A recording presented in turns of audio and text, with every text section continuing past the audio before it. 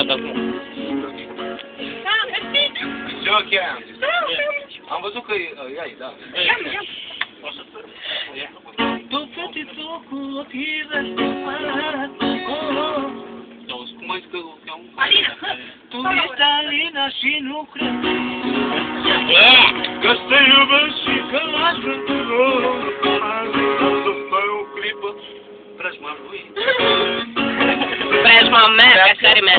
din calea mea, dar te rog, nu mă uita. Pleacă tu din calea mea, pleacă tu coșmarul, pleacă tu. Alina! Pleacă tu din calea mea. Nu mai mă joc. Hai, zi ceva frumos. Du-te la altcine. Aia, mai bine așa, nu mă simt. A fost o întâmplare tristă. Nu mi-am dat seama, dar există.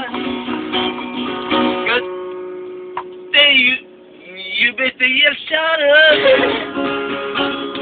Să nu mai ai pe altcineva.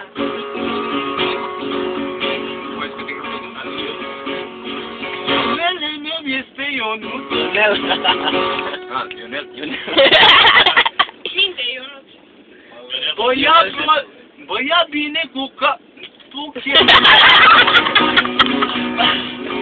Băia bine adevărat. Și de mine, Alina, cred că am uitat. Bravo! Nu te la multe, cum să uit, că stăteam acasă. De eu. Nu, de mine am zis că ai uitat. Păi de mine nu mai văzut și uitat. Ia, bagă ceva și tu la ură, te rog frumos și de răzvane. Ești o iubesc la nebunie.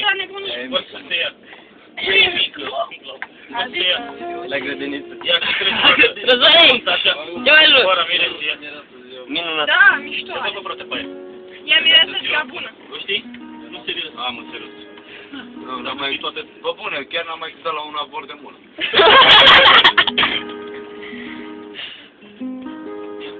Ia-ți mireasă ziua bună. Ia. De la tata, de la mumă.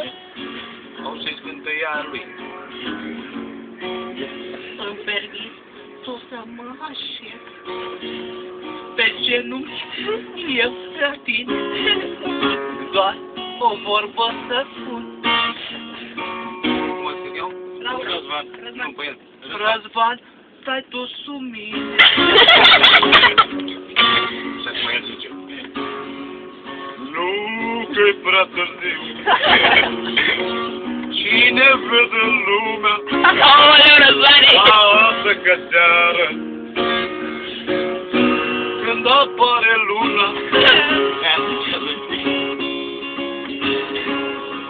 Și acum ea. Ne vom întâlni pe ascuns. Noi doi sub clar de lună. Două vorbe eu ți-am spus. Și ți s-a sculat o lună.